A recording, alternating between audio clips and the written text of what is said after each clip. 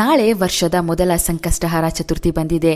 ಈ ದಿನ ವಿನಾಯಕನನ್ನು ಯಾವ ಸಮಯದಲ್ಲಿ ಪೂಜಿಸಬೇಕು, ಹೇಗೆ ಪೂಜಿಸಬೇಕು, ಯಾವ ಪರಿಹಾರಗಳನ್ನು ಈ ದಿನ ಮಾಡಿದರೆ ಆರ್ಥಿಕ ಸಂಕಷ್ಟಗಳು ದೂರವಾಗುತ್ತದೆ, ವಿಘ್ನಗಳನ್ನು ನಿವಾರಿಸುವ ವಿನಾಯಕನ ಕೃಪೆಗಾಗಿ ತೆಂಗಿನಕಾಯಿ ಹಾಗೂ ನವಧಾನ್ಯಗಳಿಂದ ಯಾವ ಕೆಲಸವನ್ನು ಮಾಡಬೇಕೆಂದು ಈಗ ತಿಳಿಯೋಣ.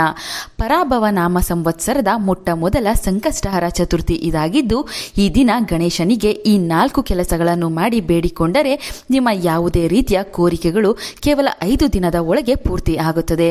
ಈ ಸಂಕಷ್ಟಿಯನ್ನು ವಿಕಟ ಸಂಕಷ್ಟಹಾರ ಚತುರ್ಥಿ ಎಂಬ ಹೆಸರಿನಿಂದ ಕರೆಯಲಾಗುತ್ತದೆ. ಸಂಕಷ್ಟಹಾರ ಚತುರ್ಥಿ ತಿಥಿಯು ಏಪ್ರಿಲ್ 5ನೇ ತಾರೀಕು ಭಾನುವಾರ ಬೆಳಿಗ್ಗೆ 11:59 ಆರಂಭವಾಗಿ ಏಪ್ರಿಲ್ 6ನೇ ತಾರೀಕು ಸೋಮವಾರ ಮಧ್ಯಾಹ್ನ 2:10 ಮುಕ್ತಾಯವಾಗುತ್ತದೆ. ಚಂದ್ರೋದಯ ಸಮಯ ಇರುವಾಗ ಸಂಕಷ್ಟಿಯನ್ನು ಆಚರಿಸಬೇಕು. ಹಾಗಾಗಿ ಭಾನುವಾರದ ದಿನವೇ ಸಂಕಷ್ಟಹಾರ ಚತುರ್ಥಿಯನ್ನು ನಾವೆಲ್ಲರೂ ಆಚರಿಸಬೇಕು. ಭಾನುವಾರ ಚಂದ್ರೋದಯ ಸಮಯ ರಾತ್ರಿ 9:22.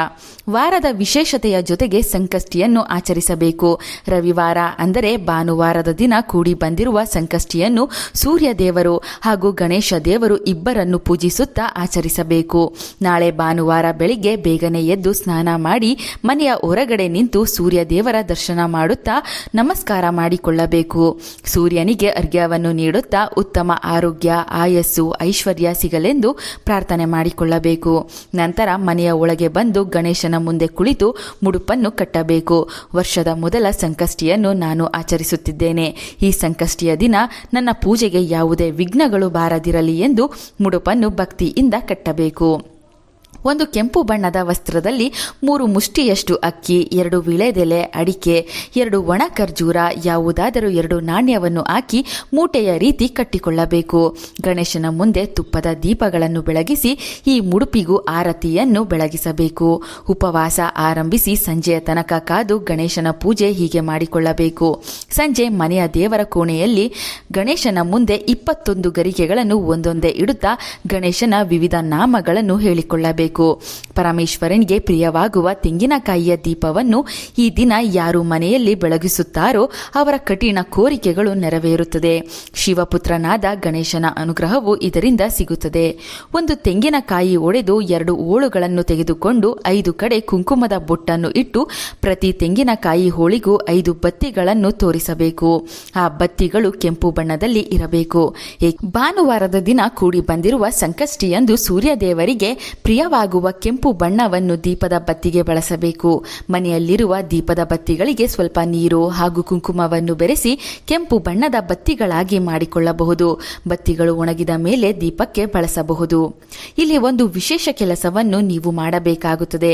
ಒಂದು ತಟ್ಟೆಯ ಮೇಲೆ ನವಧಾನ್ಯಗಳನ್ನು ಸುರಿದು ಅದರ ಮೇಲೆ ತೆಂಗಿನಕಾಯಿಯ ದೀಪಾರಾಧನೆ ಮಾಡಿದರೆ ಶಿವಾನುಗ್ರಹ, ಗಣೇಶನ ಅನುಗ್ರಹ ಜೊತೆಗೆ ನವಗ್ರಹಗಳ ಅನುಗ್ರಹ ಸಿಗುತ್ತದೆ. ಇದರಿಂದ ಜಾತಕ ದೋಷಗಳ ತೀವ್ರತೆ ಕಡಿಮೆಯಾಗುತ್ತದೆ. ನಿಮ್ಮ ಕೆಲಸ ಕಾರ್ಯದಲ್ಲಿ ಆಗುತ್ತಿದ್ದ ಅಡಚಣೆಗಳು ದೂರವಾಗುತ್ತದೆ. ವಿಕಟ ಸಂಕಷ್ಟಹಾರ ಚತುರ್ಥಿಯಂದು ಗಣೇಶನಿಗೆ ಎಳ್ಳುಂಡೆ, ಹಾಲು, ಹಣ್ಣು, ಕಲ್ಲು ಸಕ್ಕರೆಯನ್ನು ನೈವೇದ್ಯವಾಗಿ ಇಡಬೇಕು. ನಿಮ್ಮ ಮನೆಗೆ ಸಮೀಪ ಇರುವ ಗಣೇಶನ ಗುಡಿಗೆ ಹೋಗಿ 5, 11, 21 ಪ್ರದಕ್ಷಿಣೆ ಮಾಡಿ ಮನೆಗೆ ಬರಬೇಕು. ಗಣೇಶನ ಪೂಜೆ ಮಾಡುವಾಗ ಓಂ ವಕ್ರತುಂಡಾಯ ಮಹಾಗಣಪತಿಯೇ ನಮಃ, ಓಂ ಗೌಂ ಗಣಪತಿಯೇ ನಮಃ, ಓಂ ಕ್ಷಿಪ್ರಪ್ರಸಾದನಾಯ ನಮಃ ಮಂತ್ರಗಳನ್ನು ಸಾಧ್ಯವಾದಷ್ಟು ಬಾರಿ ಹೇಳಿಕೊಳ್ಳಿ ಅಥವಾ 108 ಬಾರಿ ಹೇಳಿಕೊಳ್ಳಿ.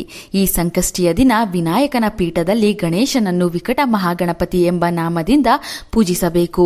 ತೆಂಗಿನಕಾಯಿ ದೀಪಾರಾಧನೆ ಮಾಡುವಾಗ ದೀಪದ ಕೆಳಗೆ ಇಟ್ಟಂತಹ ನವಧಾನ್ಯಗಳನ್ನು ಸಂಕಷ್ಟಿಯ ಮರುದಿನ ನೀರಿನಲ್ಲಿ ನೆನೆಸಿಟ್ಟು ನವಧಾನ್ಯಗಳು ಸ್ವಲ್ಪ ಮೊಳಕೆ ಬಂದ ನಂತರ ಗೋಮಾತೆಗೆ ನಿಮ್ಮ ಕೈನಿಂದ ತಿನ್ನಿಸಬೇಕು. ದೀಪದ ಕೆಳಗೆ ನವಧಾನ್ಯಗಳನ್ನು ಇಟ್ಟರೆ ನವಗ್ರಹ ದೋಷಗಳು ಕಳೆಯುತ್ತದೆ.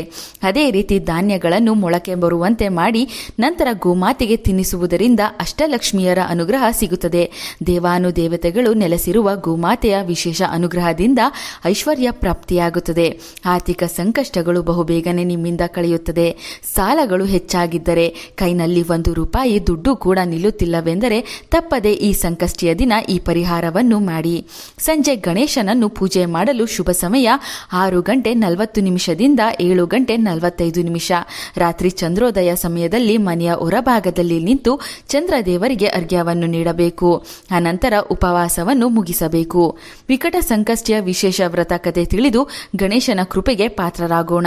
ಪಾರ್ವತಿ ದೇವಿಗೆ ಗಣೇಶನು ಹೀಗೆ ಹೇಳುತ್ತಾನೆ, ಚೈತ್ರ ಮಾಸದಲ್ಲಿ ನನ್ನನ್ನು ವಿಕಟ ಮಹಾಗಣಪತಿ ಎಂಬ ಹೆಸರಿನಿಂದ ಪೂಜಿಸಿ ವಿನಾಯಕನ ಪೀಠದಲ್ಲಿ ಆಹ್ವಾನಿಸಿ ಸ್ಮರಿಸಿದರೆ ನಾನು ಅವರ ಕುಟುಂಬಕ್ಕೆ ಸಕಲ ಕಾರ್ಯಗಳನ್ನು ಸಿದ್ಧಿಸುವಂತೆ ಮಾಡುತ್ತೇನೆ. ಹಿಂದೆ ಕೃತಯುಗದಲ್ಲಿ ಸುಜಯನೆಂಬ ಅರಸನು ರಾಜ್ಯವಾಳುತ್ತಿರುತ್ತಾನೆ. ಈತನಿಗೆ ಎಲ್ಲವೂ ಇದ್ದರೂ ಸಂತಾನ ಭಾಗ್ಯ ಮಾತ್ರ ಇರಲಿಲ್ಲ. ಹೀಗಿರುವಾಗ ಯಾಜ್ಞವಲ್ಯ ಮಹರ್ಷಿಗಳ ಅನುಗ್ರಹದಿಂದ ಒಬ್ಬ ಸುಪುತ್ರನನ್ನು ಪಡೆದು ತನ್ನ ರಾಜ್ಯಭಾರವನ್ನೆಲ್ಲ ಮಂತ್ರಿಗೆ ಒಪ್ಪಿಸಿ ತನ್ನ ಮಗನ ಪಾಲನೆಯಲ್ಲಿ ನಿರತನಾಗಿರುತ್ತಾನೆ. ಮಂತ್ರಿಯು ತನ್ನ ಹೆಂಡತಿ, ಮಗ, ಸೊಸೆಯ ಜೊತೆ ಆನಂದವಾಗಿ ಜೀವನ ಸಾಗಿಸುತ್ತಿದ್ದ. ಆತನ ಸೊಸೆ ಅತ್ಯಂತ ದೈವಭಕ್ತಳು, ಪತಿವ್ರತೆಯೂ ಆಗಿದ್ದಳು. ಆಕೆ ಪ್ರತಿ ಮಾಸವೂ ಯಾವುದೋ ಒಂದು ವ್ರತವನ್ನು ಮಾಡುತ್ತಿದ್ದಳು. ಇದನ್ನರಿತ ಆಕೆಯ ಅತ್ತೆ, ನೀನು ಮಾಡುತ್ತಿರುವ ವ್ರತ ಯಾವುದು, ಅದರ ಉದ್ದೇಶವೇನು ಎಂದು ಕೇಳಿದಾಗ ಪೂಜೆಗೆ ಕುಳಿತಿದ್ದ ಸೊಸೆ ವ್ರತಭಂಗ ಬಾರದಂತೆ ಪೂಜೆಯಲ್ಲಿ ನಿರತಳಾಗಿರುತ್ತಾಳೆ.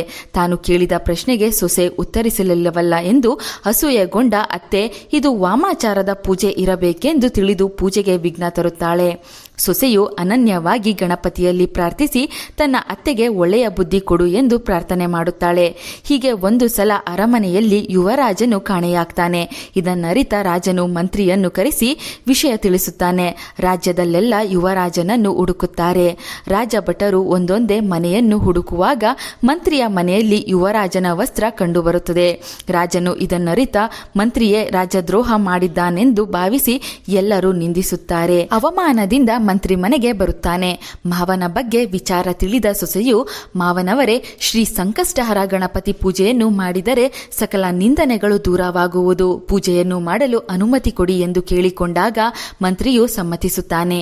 ಭಕ್ತಿಯಿಂದ ಸೊಸೆಯು ಗಣಪತಿಯನ್ನು ವಿಕಟ ಪೀಠದಲ್ಲಿ ಆಹ್ವಾನಿಸಿ ಪೂಜಿಸುತ್ತಾಳೆ.